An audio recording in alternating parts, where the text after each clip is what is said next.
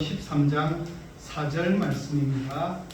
신약 성경 279쪽에 있는 고린도전서 13장 4절 말씀입니다.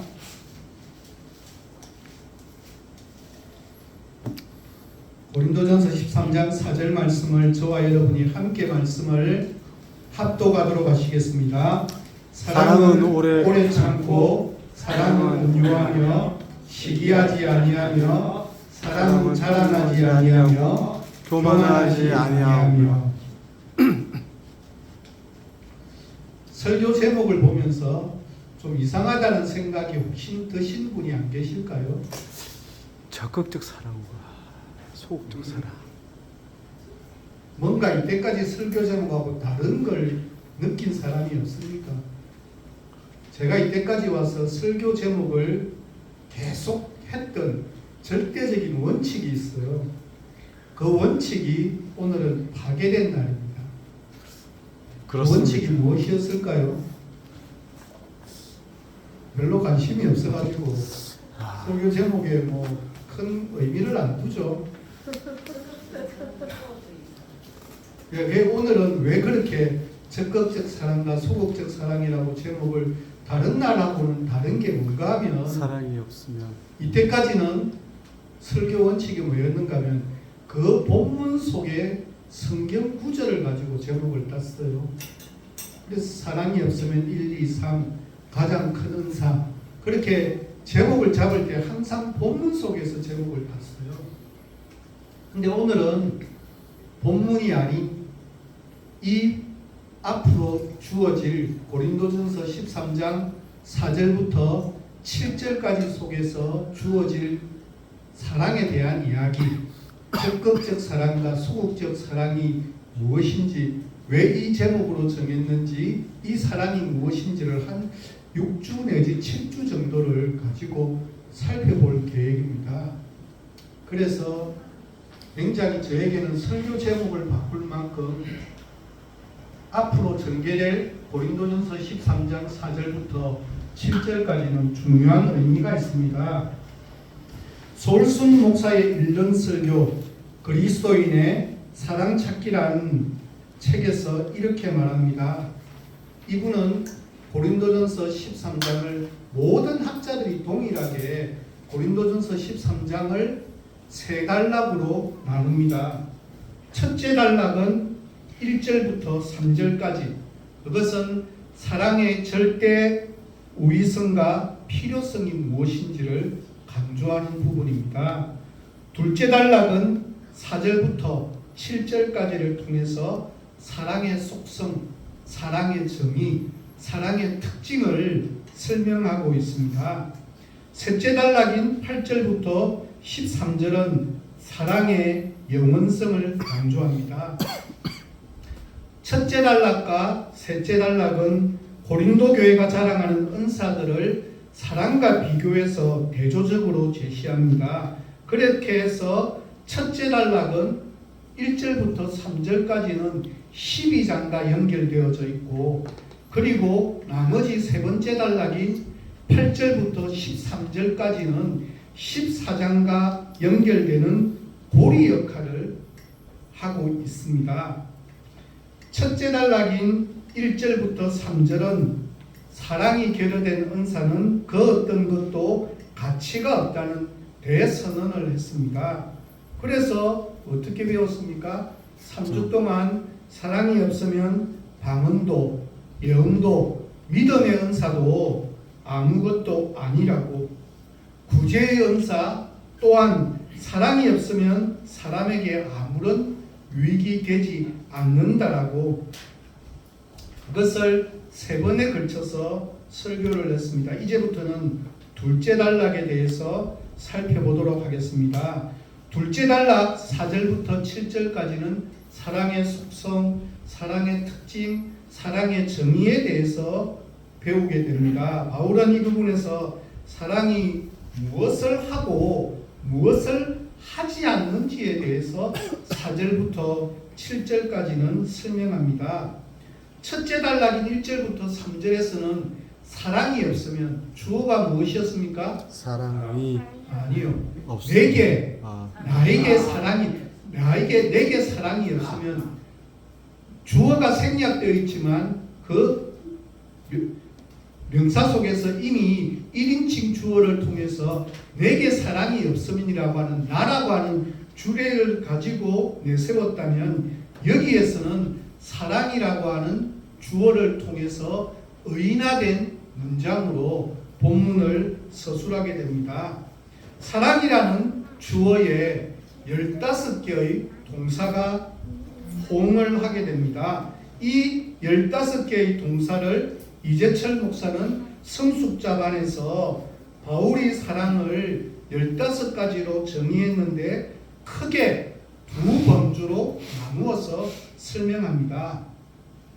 하나는 무엇인가 하면 사랑은 무엇이 아니다라고 하는 부정문으로서 소극적인 사랑의 정의를 내린 것이고, 또 다른 하나의 사랑은 무엇인가 하면 사랑은 무엇이다라고 하는 긍정문으로서의 적극적인 사랑의 정의를 내려봅니다.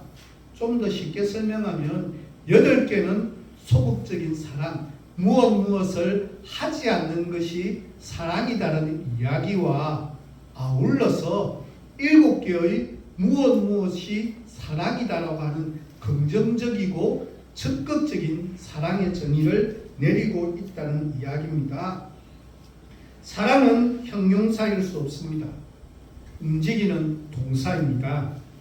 특히 아가페 사랑이 그러합니다. 고린도전서 13장 4절부터 7절에 나타난 사랑의 속성을 자세히 살펴보면 단 한 번도 사랑을 추상적인 이미지나 감상적 이미지로 설명하지 않습니다.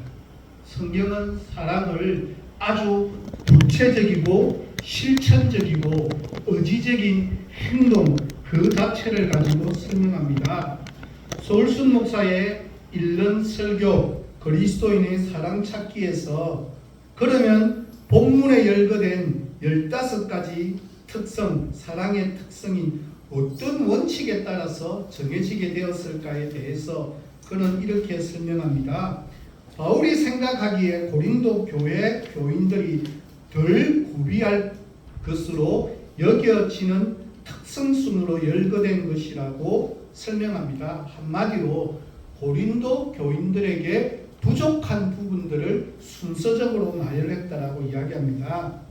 여기에 대해서 이동원 목사는 이렇게 사랑하라고 하는 책에서 이렇게 나뉘어진 된 가능성을 다르게 제시합니다.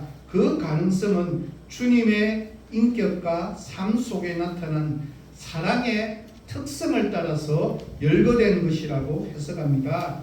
그렇다면 본문에 등장하는 사랑의 특성은 고린도 교회 공동체가 갖추지 못하고 있는 덕목들인 셈입니다.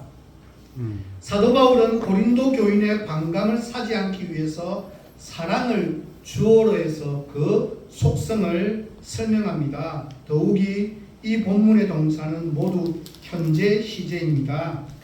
사랑은 과거의 행위나 미래에 갖추어야 될 어떤 덕이 아니라 바로 지금 내가 직접적으로 행하면서 유지해야만 하는 삶의 양식이기 때문입니다. 오늘 본문 4절 말씀은 2개의 적극적 사랑과 3개의 소극적 사랑의 정의를 통해 하나님의 아가페를 설명합니다. 도대체 하나님의 아가페가 어떤 것인지를 하나하나 잘 살펴보도록 할 텐데, 오늘은 아마 2개의 적극적 사랑에 대해서만 설명할 수 있을 것 같습니다. 그러면 첫 번째 사랑의 속성, 특성, 정의는 적극적 사랑으로서의 모습을 소개합니다. 하나님의 아가페는 무엇입니까? 첫 번째 적극적 사랑을 뭐라고 소개합니까? 사랑은 오래 참는 것이라고 그렇게 이야기합니다. 가장 먼저 사랑은 오래 참는 것입니다. 솔직히 이야기하면 본문을 묵상하면서 저의 마음속에 이런 마음이 들었습니다. 되게 이게 하나님의 사랑을 표현하는 첫 번째 특성이 될 수 있다는 말이야. 사랑이란 적어도 씩씩하고 용감하고 불타오르는 것이고 강하고 절대로 물러서지 않는 강력한 힘이 사랑이 아닐까라고. 오래 참고 얌전한 것이 무슨 사랑이야. 그것도 이제 사랑에 대한 특성을 논하면서 가장 먼저 첫 번째로 소개하는 것을 언급한 사랑의 특성이 겨우 오래 참는 것이란 말이야. 나는 아주 얕은 생각이 저를 힘들게 하는 한 주간이었습니다.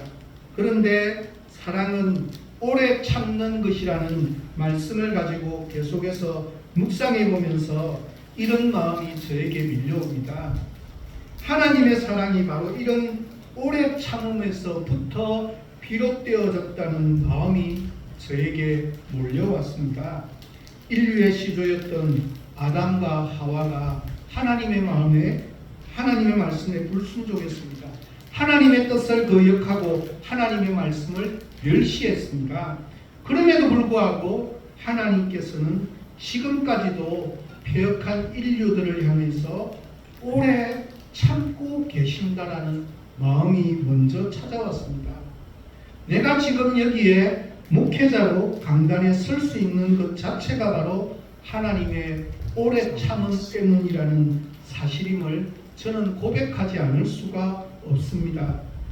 제가 죄를 지을 때마다 즉각적으로 바로 징계하시고 심판하시는 하나님이셨다면 저는 결코 이 자리에 서 있을 수가 없습니다. 이것은 단지 저만 해당되어지는 은혜가 아닙니다. 우리 모두가 지금 이 예배 가운데 있을 수 있는 것은 바로 하나님의 오래 참으신 사랑 때문임을 우리는 결코 잊지 말아야만 합니다. 헬라어로 오래 참으면 마크로 디메오입니다. 이 단어의 뜻은 대항하고 싶지만 내 힘으로는 어떻게 해볼 도리가 없어서 체험한다라고 하는 소극적인 의미의 참음에서부터 내가 능히 상대를 보복하고 제압할 수 있는 힘이 있음에도 불구하고 스스로 참는 적극적인 참음까지가 함께 포함되어져 있는 단어입니다. 한마디로 유의여야를 막론하고 일단 참고 보는 것이 하나님의 아가페입니다. 적극적인 사랑의 출발점은 바로 여기에서부터입니다. 참지 못하면 끝납니다. 사랑은 일단 참고 보아야만 합니다. 성령의 열매에도 오래 참음이 있지 않습니까? 그때 등장하는 단어와 오늘 본문에 등장하는 단어는 원어로도 동일한 단어입니다. 사람들 중에는 일상 대화 가운데서 자기가 유난히 많이 참고 잘 참는다라고 이야기하는 사람들이 있습니다. 그러나 그런 사람은 실제로 잘 참는 사람이 결코 아닐 것입니다. 못 참는 사람일수록 자기가 참는다라고 생각합니다. 왜냐하면 그의 기준은 아주 짧게라도 한번 10초라도 멈추면 그것을 굉장히 참는 것이라고 생각하기 때문입니다. 따라서 내가 얼마나 참았는지 알아라고 말하는 사람이 있다면 그 사람은 보통 성격이 급한데 그때는 잠깐 참는 것 정도의 수준에 지나지 않을 겁니다. 당시 그리스 철학은 적에게 공격을 받을 때는 반격을 가해서 승리하는 것이 강자의 미덕이고 참는 것은 비겁한 약자의 태도라고 그렇게 가르쳤습니다. 이런 영향으로 고린도 지역도 고린도 교회에도 이런 영향 속에 있었습니다. 그러기에 사랑은 오래 참는 것이라고 하는 바울의 선언은 그 시대의 풍조에 도전하는 혁명적인 교훈이었습니다. 그렇습니다. 오래 참는 것은 연약함의 상징이 아닙니다. 오히려 정말 강함의 상징입니다. 든든한 자신감이 있기 때문에 넉넉히 참을 수가 있습니다. 오래 참음은 패배주의가 아닙니다. 오래 참음이야말로 승리로 향하는 유일한 길입니다. 각선희 목사의 진정한 사랑의 의미에서 오래 참음에 대한 헬라어 원어에 대해 이렇게 해석합니다. 그 뜻이 너무도 깊고 오묘하여 이것에 해당하는 적절한 우리말을 찾기가 어렵습니다. 단순히 참는다라고 하는 표현으로는 의미의 전달이 크게 부족합니다. 이것은 일반적으로 말하는 참음이 아닙니다. 본문의 오래 참음은 오래 참으면서 불평 없이 참는 것을 의미합니다. 본문의 오래 참음은 불평 없이 참아야만 합니다. 또 참아야 하는 이유를 알기에 기쁨으로 참는 것을 의미합니다. 죽지 못해서 이를 갈면서 어쩔 수 없어서 참는 게 아닙니다. 악을 선으로 바꾸는 데 필요한 모든 희생을 치르면서 참고 기다려야 합니다. 그 기다림에는 절망이 없습니다. 그 기다림 너머에 어른거리는 소망의 밝은 아침을 이미 마음속에 가지고 있기 때문에 참을 수 있고 기다릴 수 있다는 뜻입니다. 또한 사랑은 오래 참는다라고 하는 말은 죄를 용납한다는 의미는 아닙니다. 사랑은 결코 악을 용납하지 않습니다. 다만 악을 선으로 바꾸기 위하여 필요한 모든 희생을 지불하면서 참고 기다리는 것입니다. 그래서 이 기다림 속에는 낙심함이 없습니다. 언제나 긍정적이요 소망에 대한 기다림이라는 뜻입니다. 그래서 원어가 또 다르게 사용된 곳인 로마서 2장 4절 말씀을 소개합니다. 새한글 성경으로 함께 읽도록 하겠습니다. 아니면 하나님이 아주 다정하시고 너그러우시고 참을성 많으시다는 사실을 우습게 보는 것입니까? 하나님의 다정하심이 그대를 해결로 이끈다는 것을 모르시오 말입니다. 여기서 다정하시고 너그러우시고 참을성 많으시다는 표현, 하나님께서 우리를 참아주시고 죄인을 참아주시는 그 오랜 기다림, 이것을 가리켜서 원어의 오래 참음이라고 하는 뜻입니다. 그래서 고린도전서 13장 4절부터 7절 말씀은 하나님이나 예수님의 성품을 완벽하게 묘사한다고 제가 첫 번째 설교에서도 밝혔습니다. 사랑이라는 단어 대신에 예수님으로 바꿔보면 그 사실을 절감할 수 있습니다. 그래서 오늘 본문을 가지고 한번 그렇게 보도록 하겠습니다. 우리 함께 읽도록 하겠습니다. 예수님은 오래 참고 예수님은 온유하며 시기하지 아니하며 예수님은 자랑하지 아니하며 교만하지 아니하며. 오래 참음이라고 하는 사랑의 뿌리는 하나님으로부터 출발되어졌습니다. 예수님이 십자가에서 보여주신 그 사랑이 그 뿌리입니다. 예수님의 참혹한 십자가 고통의 절정에서도 오래 참으셨습니다. 그래서 인간을 용서하셨습니다. 초대 교부인 그리소스톰은 이 오래 참음에 대한 덕을 이렇게 설명합니다. 사람들에게 거릇된 대우를 받고 잘못 취급받아 상처를 받았을 때 복수할 수 있는 힘이 있음에도 불구하고 이를 간과하는 능력이 바로 오래 참음의 본래 의도라고 설명했습니다. 우리가 이 땅을 살아가면서 당하게 되는 수없이 많은 억울한 일을 경험하게 되면 우리는 어떻게 해야만 합니까? 오래 참을 수 있어야만 합니다. 아니 그렇다면 이런 사랑의 특성을 통해 나에게 가져다 주는 것이 사람들로부터 손가락질을 받게 되고 나약한 사람이라고 조롱을 받게 되면 어떻게 해야 될까요?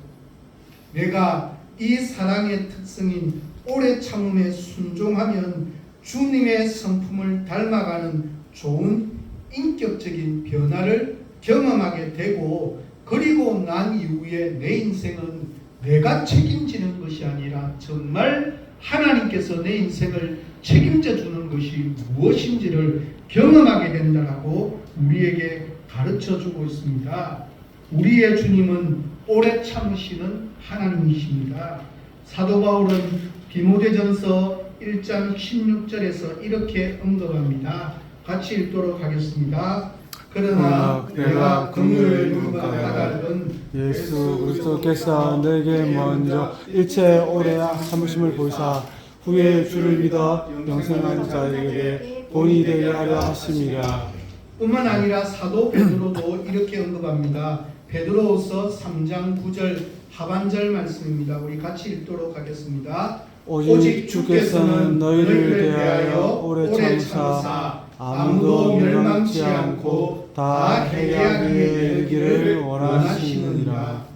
베드로후서 바로 앞에 있는 3장 8절에서도 아무도 멸망치 않고 다 회개하고 돌아오기를 기다리시며 참으시는 하나님께서는 하루가 천년 같고 천년이 하루같이 참아주시고 하루를 천년이나 되듯 안타까운 마음으로 기다리고 계시는 분으로 우리에게 소개합니다. 하나님이 우리를 사랑하시기 때문에 지금까지도 오래 참아 오신다라는 뜻입니다. 우리를 아무도 멸망치 아니하고 다 회개하고 구원의 자리에 이르게 하기 위해서 하나님께서는 지금까지도 참아오시고 또 참고 인내하시는 분으로 우리에게 말씀합니다. 우리 한번 진지하게 생각해 보았으면 좋겠습니다. 우리는 하나님처럼 거룩하지도 못합니다. 그러면 어떻게 살아야 하겠습니까?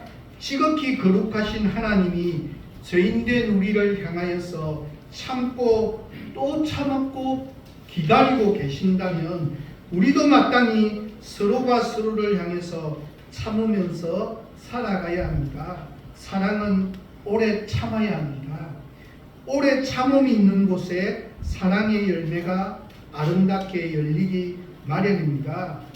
우리의 삶을 잠시 한번 돌아보면 내가 잠시 오래 참지 못하고 함부로 말하고 행동함으로 인해서 오히려 더 힘들어지고 어려워졌고 어려운 관계에 있는 사람들이 얼마나 많이 있는지 모릅니다. 무엇 때문이겠습니까? 내가 오래 참는 것이 부족했기 때문인 경우가 대다수입니다. 다시 말해서 나의 마음속에 주님이 주신 하나님의 참된 아가페가 부족했기 때문입니다. 하지만 오해하지는 말아야만 합니다. 오래 참는다라고 해서 무조건 그냥 죄를 용납하고 좋은 게 좋다, 그냥 무조건 받아들인다라고 하는 의미가 결코 아닙니다. 다만 악을 선으로 바꾸기 위해서 기다리고 인내하는 마음을 가지는 그런 오래 참음입니다. 사랑의 눈으로 볼 때면 어떤 경우에라도 실망은 없을 수가 있습니다. 언제나 이 사랑 너머에 있는 밝은 아침을 기다리고 소망할 수 있기 때문입니다. 사랑하는 자는 인내의 가치를 알고 사랑은 인내의 가치를 참조합니다. 그래서 하나님의 아가페는 오래 참은 능력을 성령의 은혜로 말미암아 부어지게 된다고. 그래서 성령의 9가지 열매에도 오래 참음이 들어가 있는 것과도 똑같습니다. 어떠한 상황 속에서도 실망하거나 좌절하거나 낙심하지 맙시다. 사랑은 희망찬 내일을 바라보게 만듭니다. 그러기에 오래 참는 것은 단순히 괴롭고 고통스러운 일만이 아니라는 것을 우리에게 가르쳐 줍니다. 오래 참는 것은 그 뒤에 있는 밝은 내일의 소망이 무엇인지를 볼 수 있기 때문에 오래 참을 수 있게 된다는 사실입니다. 그 뒤에 있는 더 아름답고 가치 있는 것을 소망하기 때문에 오래 참을 수 있다는 것입니다. 이제 또 다른 특성에 대해서 살펴보겠습니다. 두 번째 사랑의 특성은 온유라고 언급합니다. 대부분의 영어 성경은 온유를 친절이라고 하는 단어로 번역하고 있었습니다. 원어인 크레스튜에타이 혹은 크리스티오마이라고 하는 본래의 뜻은 남에게 도움이 되도록 선을 행함이라는 뜻입니다. 오래 참음의 중요한 초점이 누군가가 내게 상처를 줄 때 내가 잘 견디는 것을 의미한다면 온유함은 여기에서 한 걸음 더 나아가는 것입니다. 내게 상처를 준 그 사람을 참고 기다리고 인내하는 것으로 거치는 것이 아니라 그 사람에 대해서 선대하여 주는 것까지를 포함합니다. 이런 의미에서 온유함은 오래 참음의 태도보다 훨씬 더 능동적이고 더 적극적인 의미를 지닙니다. 고린도 교회 성도들에게는 이 온유함이 부족했습니다. 그래서 그들은 파당을 만들었습니다. 서로 배타적이었고 이기적이었고 자기들 중심적이었고 텃세도 심했습니다. 이러한 고린도 교회 성도들을 향해서 사도 바울은 사랑은 온유한 것이라고 일깨워주고 있습니다. 누구에게든지 친절을 베풀어주고 선을 행해주는 것, 그것이 바로 사랑이라고 일깨워줍니다. 사랑은 온유해야 합니다. 또한 이 온유함이라는 말 속에 담겨진 또 다른 뜻은 필요를 채워준다는 뜻이 함께 포함되어져 있습니다. 좀 더 쉽게 설명하면 이런 뜻입니다. 어떤 사람이 길을 걸어가다가 화살에 맞아 넘어졌습니다. 그 사람에게 필요한 것은 당장 화살을 뽑아주는 것이 가장 우선적으로 해야 됩니다. 근데 그 사람에게 가서 화살이 어느 방향에서 날아왔습니까? 화살을 쏜 사람의 인상착의는 어떻습니까? 라고 묻는 것은 사랑이 아니라는 뜻입니다. 지금 상대가 필요로 하는 것을 즉각적으로 채워주지 않는 사랑은 죽은 윤리입니다. 누가 화살을 맞아서 넘어져 있는 것을 발견하고 지금 당장 저 사람에게 가장 필요한 것은 무엇일까?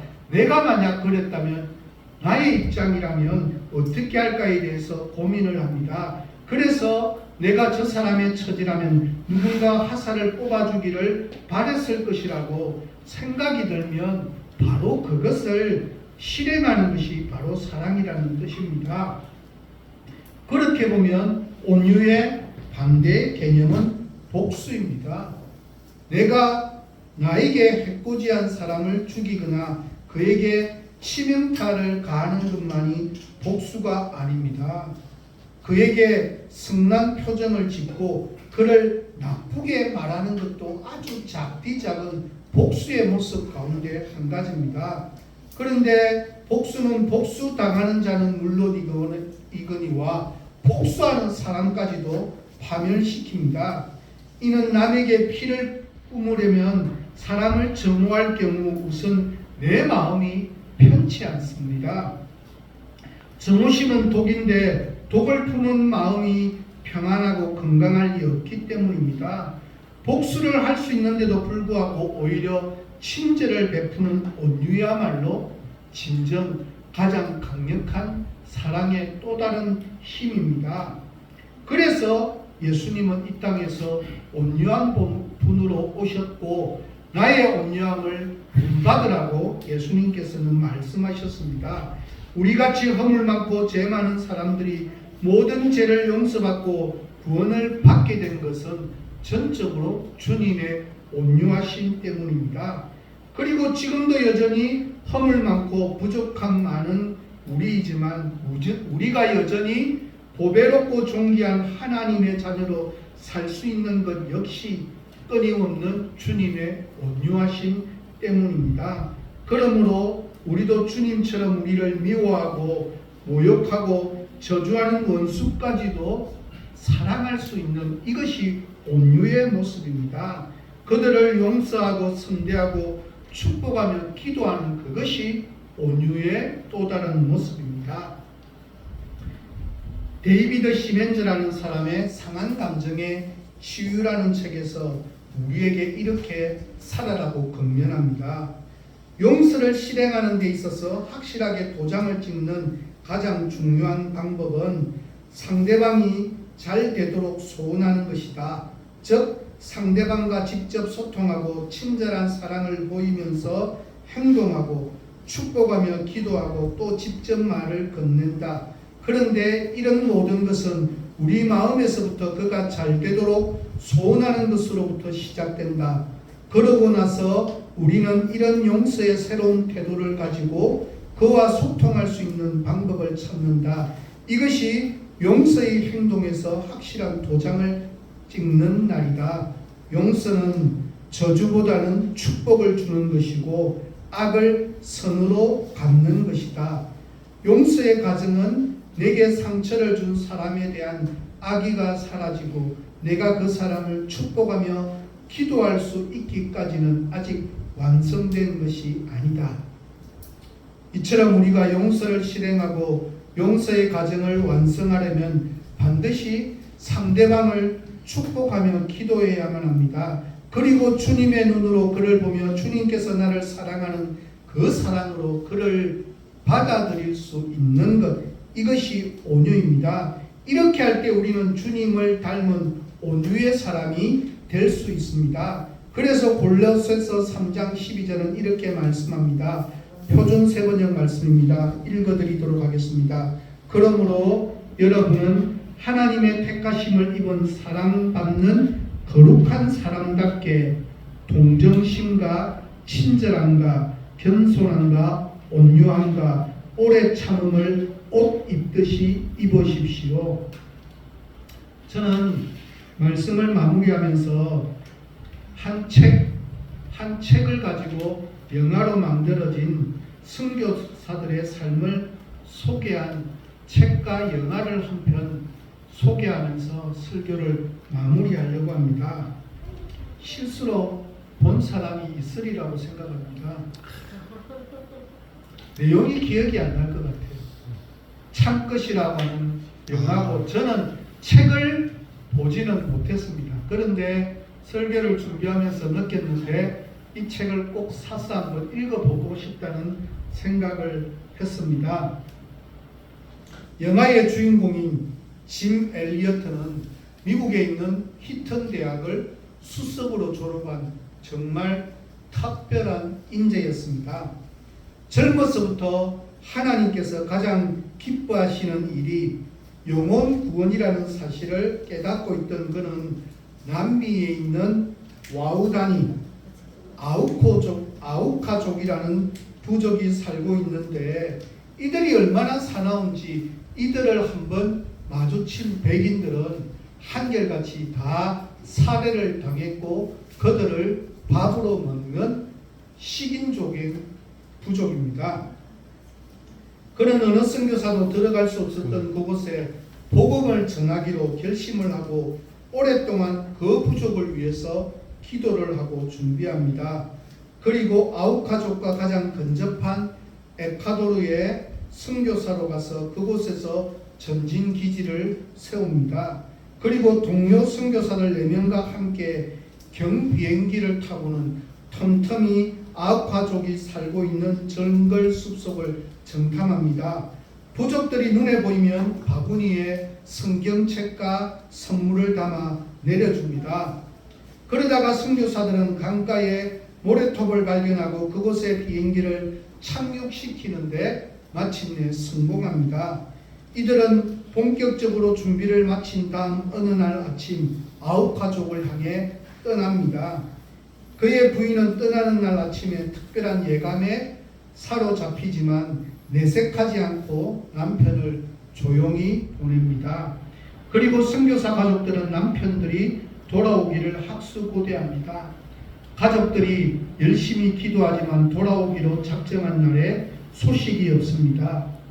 와우다니 부족 중 한 명이 공경에 처하게 되자 이방인들이 자기네 부족 여자 한 명을 납치해 살해했다라고 거짓 보고를 하여서 부족장인 민카야니에게 거짓된 보고를 하자 민카야니가 안 그래도 화가 나 있었는데 이 선교사들을 보자 자신들에게 다가오는 부족들에게 선교사들은 나는 당신의 친구입니다 라고 설명하려고 했지만 그 순간에 일제히 창에 찔려 5명의 선교사는 살해됩니다. 선교사들이 실종되자 세계 각국의 언론들은 대대적으로 이 실종 사건을 보도하고 수색을 시작합니다.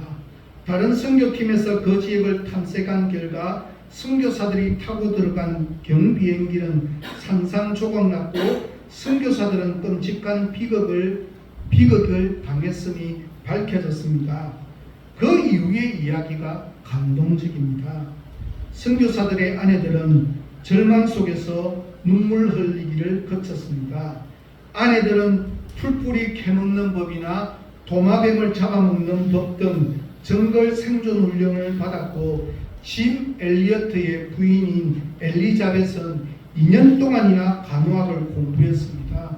그리고 그들은 남편들이 희생된 곳을 찾아가 그 부족들을 섬겼습니다. 태어나는 아이들의 조성모가 되어주기도 하고 주민들의 병을 치료해주며 그들에게 새로운 농사법도 가르쳐 주었습니다. 2년 동안 선교사 부인들이 그들의 언어를 배운 후에 본국으로 나오려 할 때 추장이 묻습니다. 부인, 당신들은 뭐가 모자라서 여기까지 와서 이 고생을 합니까? 이때 엘리자벳이 당당하게 밝힙니다. 우리는 몇 년 전에 당신이 죽인 백인 선교사의 아내들입니다. 우리 남편들은 당신들이 모르는 하나님을 당신들에게 가르쳐 주기 위해서 이 땅에 왔지만 당신들이 그들을 죽였으므로 그들은 뜻을 이루지 못했습니다. 우리들은 남편들이 해주고자 하는 말을 들려주기 위해서 2년 동안 당신들의 말을 배웠습니다. 예수님은 여러분들을 사랑하십니다.